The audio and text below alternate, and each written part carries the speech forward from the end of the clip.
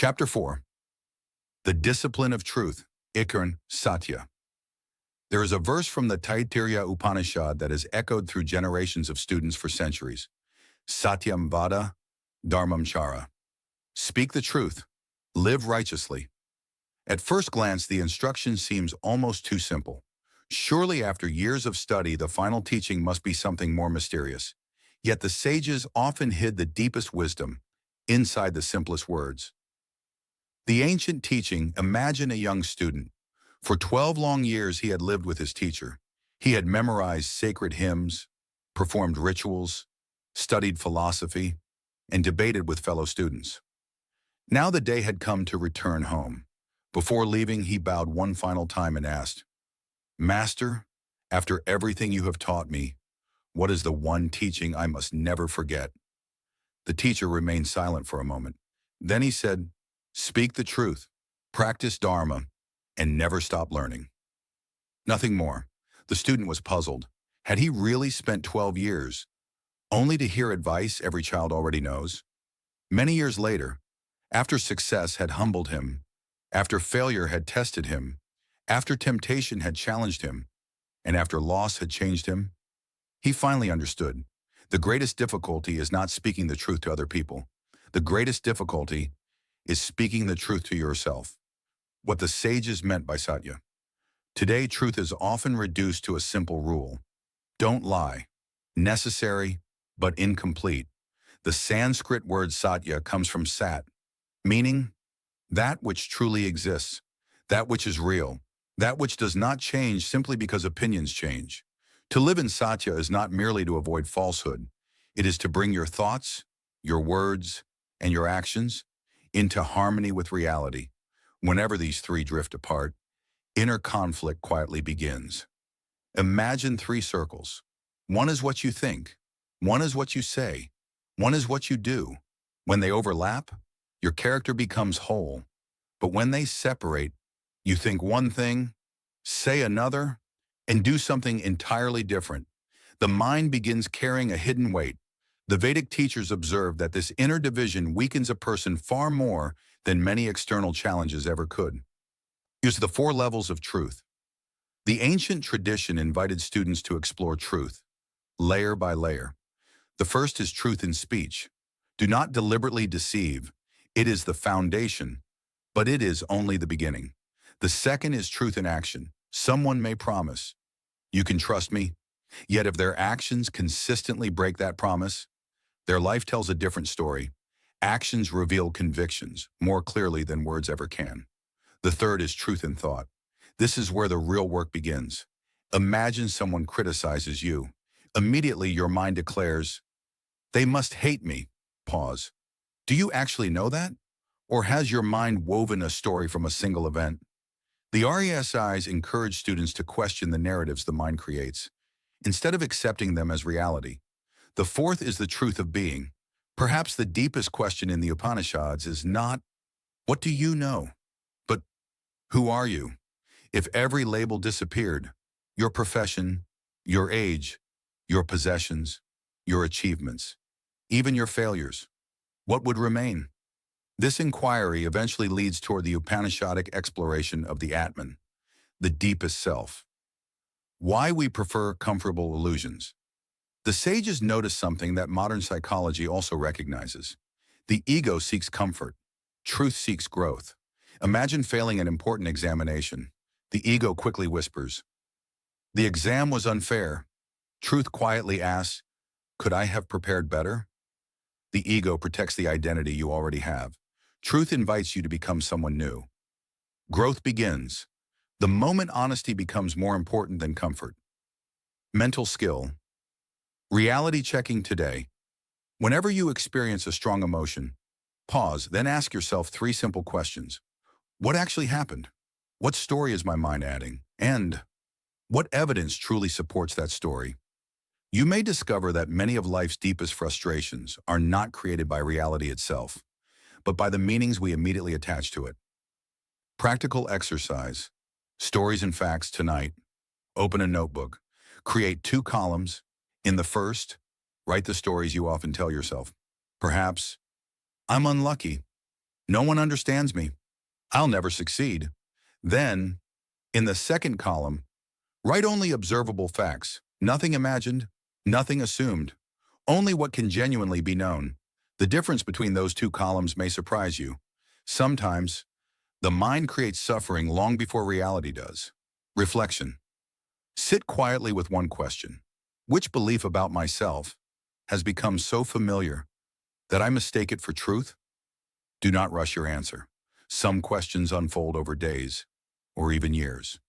Lifetime principle reality does not become false, simply because we choose to look away.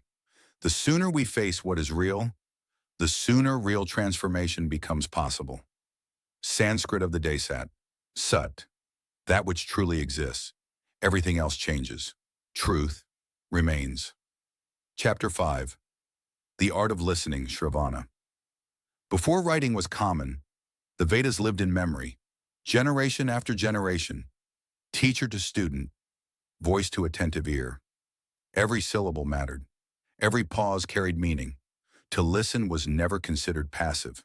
It was one of the highest disciplines. The ancient teaching.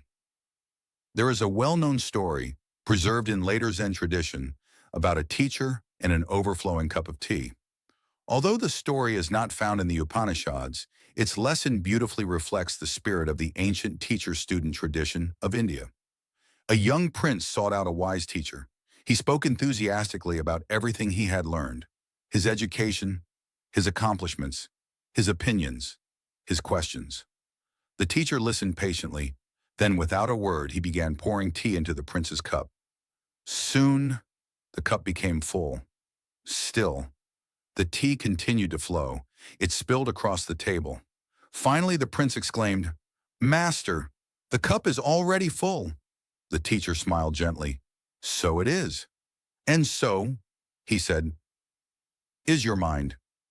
Sometimes, no further explanation is necessary.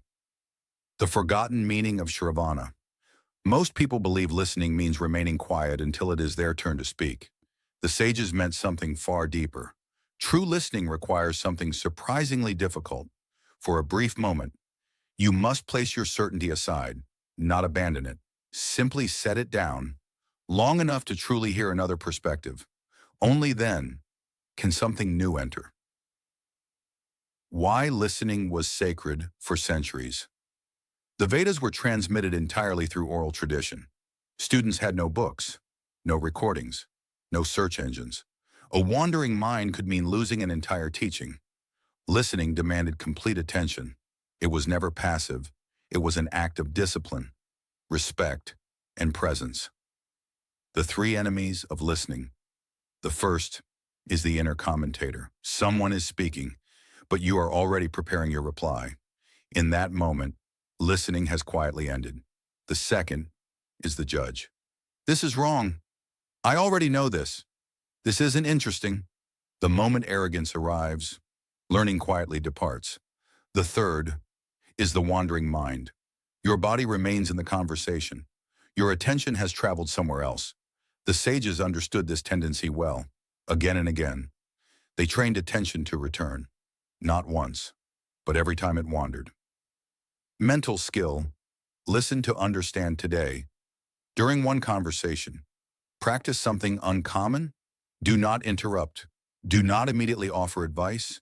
Do not compare their experience with your own. Simply seek understanding. And before the conversation ends, ask one gentle question. Is there more? Often, the deepest thoughts are spoken only after someone feels genuinely heard. Practical exercise. One complete conversation. Choose one conversation today. Give the other person your full attention. Your goal is not to sound intelligent. It is not to impress. It is simply this: to make another human being feel completely understood. Notice how the conversation changes when your attention becomes a gift. The hidden path of learning. The Upanishadic tradition describes learning as unfolding through three stages. Shravana, listening with complete attention. Manana, reflecting until understanding becomes clear. Nididhyasana, living the teaching until it becomes part of who you are. Knowledge was never considered complete until it transformed the person receiving it. Reflection. Ask yourself tonight, when was the last time I truly changed my mind? Because I listened? If no answer comes immediately, remain with the question. Sometime, silence is where the deepest answers begin. Lifetime Principle A, closed mind gathers information. An open mind discovers wisdom. Sanskrit of the day, Shravana, Shravan.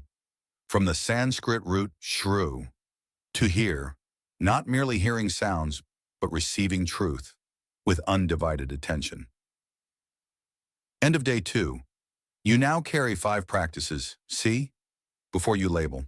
Pause and before you react. Strengthen your character by keeping small promises. Choose reality, even when it is uncomfortable. And listen, not to reply, but to understand. These practices may seem ordinary. That is precisely the point. The oldest traditions rarely begin with mystical experiences or hidden knowledge. They begin by refining perception, speech, attention, and character. Only then does deeper wisdom become safe to receive. In our next chapter, we'll take another step along this ancient path, exploring viveka, the power of discernment, and prana, the living force that reveals not only how to think, but how to observe the mind itself. Because every profound journey begins the same way, not by changing the world, but by learning to see yourself with greater clarity.